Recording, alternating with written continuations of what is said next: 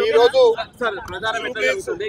జూబ్లీస్ ఎలక్షన్లో తిరుగుతూ క్యాంపెయిన్ చేస్తుంటే ఏ ఇంటికి పోయినా ప్రతి అవ్వ, ప్రతి అక్క, ప్రతి చెల్లె, ప్రతి తమ్ముడు నవీన్ యాదవ్ మా ఇంటి మనిషి, నవీన్ యాదవ్ మా బిడ్డ, ఏ అధికారం లేనప్పుడు ఏ పదవి లేనప్పుడే మా కష్ట సుఖాల్లో పాలు పంచుకున్నటువంటి నవీన్ యాదవ్ గత 40 సంవత్సరాలుగా వాళ్ళ కుటుంబం ఇక్కడ అన్ని వర్గాలను కలుపుకొని ముందుకు పోతున్నారు. అలాంటి నవీన్ యాదవ్కు కాంగ్రెస్ పార్టీ టికెట్ ఇచ్చినప్పుడే గెలుపు ఖాయమైపోయింది. భారీ మెజార్టీ తోటి నవీన్ యాదవ్ గెలిపిస్తామని ఇళ్లకెళ్ళి మాకు వచ్చి చెప్తున్నారు. నిజంగా చాలా సంతోషం అనిపించింది.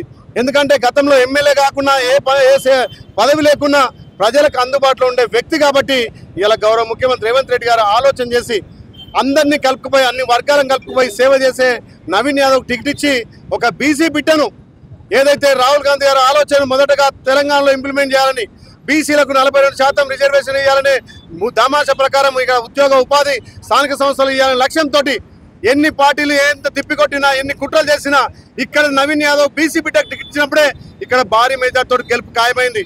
కానీ బీజేపీ బీఆర్ఎస్ కూడా చీకటి ఒప్పందాలతోటి ఇలా బీజేపీ వాళ్ళు డమ్మీ క్యాండిడేట్ పెట్టి ఏదైతే బీఆర్ఎస్ వాళ్ళు పార్లమెంట్ ఎలక్షన్లో బీజేపీ గెలవడానికి సహకరించారు కాబట్టి ఇలా బీజేపీ వాళ్ళు టీఆర్ఎస్ పార్టీకి అమ్ముడు పోయి ఇలా వాళ్ళు ఎన్ని కుట్రలు చేసినా వాళ్ళకి డిపాజిట్ రావు. ఏ ఇంటికి పోయినా మా బిడ్డ నవీన్ యాదవ్ అంటున్నారు.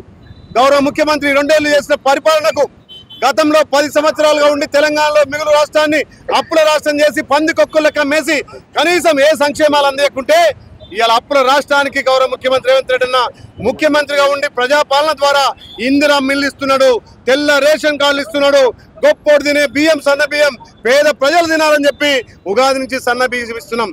ఇవాళ కేసీఆర్ ఫామ్ హౌస్ కు పరిమితమైండు. ఇవాళ ఇంకా దురహంకారం పోలే. తెలంగాణ ప్రజలు మార్పుకొని ఫామ్ హౌస్ లో పడుకోబెట్టినా ఇవాళ మా బీసీ బిడ్డ మీద నిందలేస్తున్నారు.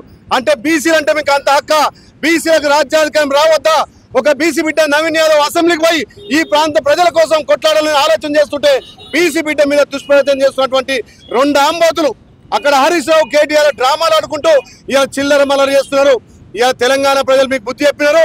ఈ ఎలక్షన్లతో జూబ్లీ ఎలక్షన్లో కాంగ్రెస్ పార్టీకి భారీ మెజార్టీ నవీన్ యాదవ్ తోటి గెలిపించి మీకు తగిన గుణపాఠం చెప్తారు. జూబ్లీ ప్రజలు ఆలోచన చేయాలి. మీకు అభివృద్ధి కావాలన్నా, ఇక్కడ సంక్షేమం కావాలన్నా అసెంబ్లీకి నవీన్ యాదవ్ రావాలి. గౌరవ ముఖ్యమంత్రి కొట్లాడి ఈ ప్రాంతాన్ని అభివృద్ధి చేస్తారని చెప్పి నమ్మకం మాకుంది. మేము కూడా అన్ని వర్గాలను కలుపుకొని అన్ని ప్రజలను కూడా నవీన్ యాదవ్ గెలిపే ముఖ్యంగా ముందుకు పోతున్నాం.